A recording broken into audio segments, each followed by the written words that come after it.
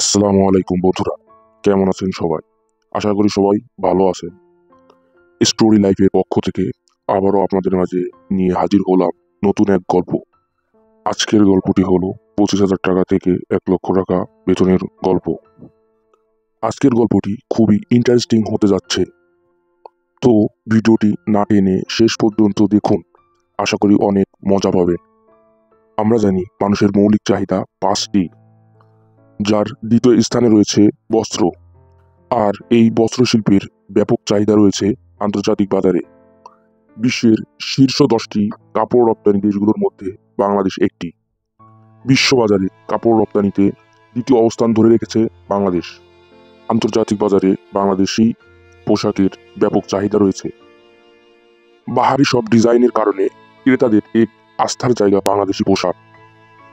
বলা হয় বিশ্বের 10টি বড় পোশাক কারখানার 7টি বাংলাদেশে।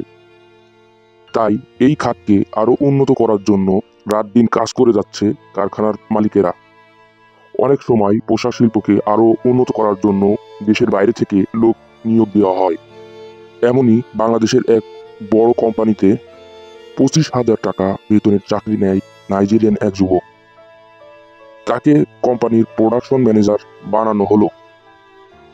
প্রোডাকশনের যাবতীয় দায় দায়িত্ব তাকে দেওয়া হলো। সে অল্প কিছুদিন চাকরি করার পর দেখলো কোম্পানিতে আগের যে সেটআপ রয়েছে তা কিছুটা পরিবর্তন করলে তার প্রোডাকশন ডাবল হবে। সে বিষয়টি কোম্পানিকে জানালো। কোম্পানি তার কথা অনুযায়ী সেটআপ চেঞ্জ করলো এবং সত্যি তাদের প্রোডাকশন ডাবল হওয়া শুরু হলো। কোম্পানির দীর্ঘদিনের আশা যেন এবার পূর্ণ হলো।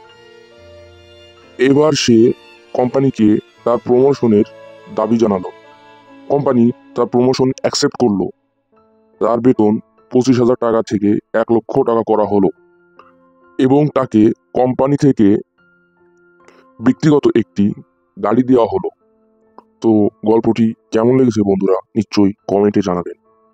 তো এইরকম নতুন নতুন গল্প সবার আগে পেতে চ্যানেলটি সাবস্ক্রাইব করুন, লাইক করুন, পাশে থাকুন। খোদা হাফেজ।